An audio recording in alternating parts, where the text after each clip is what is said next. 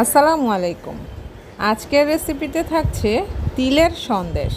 এটা খেতে যেরকম মজার আর বানাতেও খুব সোজা। মাত্র 3টি উপকরণ দিয়ে তৈরি করেছি। আশা করছি রেসিপিটি ভালো লাগবে। আর ভালো লাগলে অবশ্যই চ্যানেলটিকে সাবস্ক্রাইব করে ভিডিওতে একটি লাইক দিয়ে রাখার জন্য অনুরোধ রইল। এখানে একটা প্যানের মধ্যে হাফ কাপ পরিমাণ সাদা তিল নিয়েছি। আপনি চাইলে তিলের পরিমাণ বাড়িয়েও নিতে পারেন। আমি হাফ কাপ দিয়েই তৈরি করব। তারপর আমি এই তিলটাকে একটু ভেজে নিব। আর ভেজে নেওয়ার জন্য অবশ্যই চুলার আঁচটাকে আপনাকে একদম লোতে রেখে তারপর ভেজে নিতে হবে। 2 মিনিটের মতো ভেজে নিব। আর এই ভেজে নেওয়ার কারণে তিলটা মুচমুচে হবে আর খুব সুন্দর একটা ফ্লেভারও আসবে। এবার আমি অন্য একটা প্যানের মধ্যে নিচ্ছি 1/3 কাপ পরিমাণ চিনি।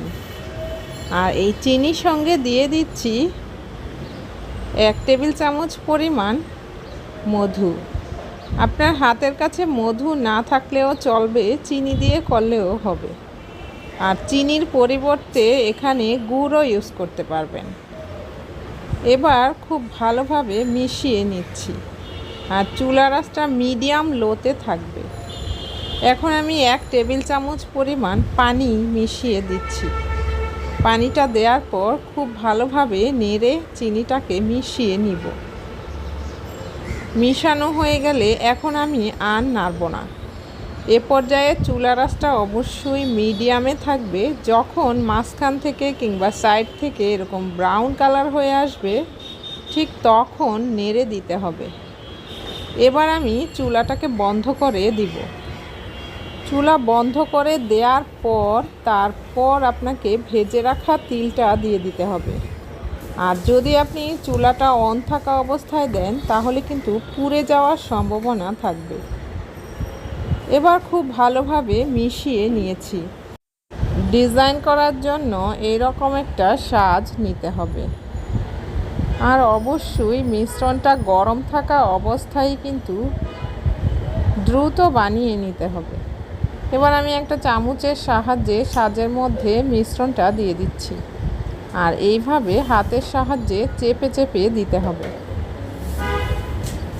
আর চেষ্টা করবেন মিশ্রণটা গরম থাকা অবস্থায় বানিয়ে নিতে, না হয় কিন্তু খুব দ্রুত শক্ত হয়ে যাওয়ার সম্ভাবনা থাকবে।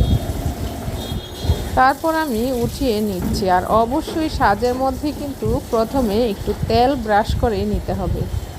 তো এইভাবে এক এক করে আমি সবগুলো সন্দেশ তৈরি করে নিব।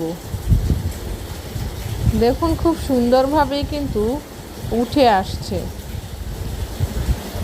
তো তিলের সন্দেশ কিন্তু তৈরি হয়ে গেল। প্রথম অবস্থায় নরম থাকলেও ঠান্ডা হওয়ার পর এই সন্দেশটা শক্ত হয়ে যাবে। শব্দটা শুনে বোঝা যাচ্ছে যে সন্দেশটা কতটা পারফেক্ট হয়েছে। আর এইভাবে আস্তে করে চাপ দিলেই কিন্তু ভেঙে যাবে। এবার এই সন্দেশটা আপনি যে কোনো এয়ারটাইট বয়াম কিংবা বক্সের মধ্যে ভরে 3 থেকে 4 মাস পর্যন্ত সংরক্ষণ করে খেতে পারবেন। আর এই সন্দেশটা খেতে কিন্তু খুবই মজার হয়ে থাকে। রেসিপিটি ভালো লেগে থাকলে ফ্যামিলি এবং ফ্রেন্ডসদের সঙ্গে শেয়ার করে দেওয়ার জন্য অনুরোধ রইল। দেখা হবে নেক্সট রেসিপিতে। আল্লাহ হাফেজ।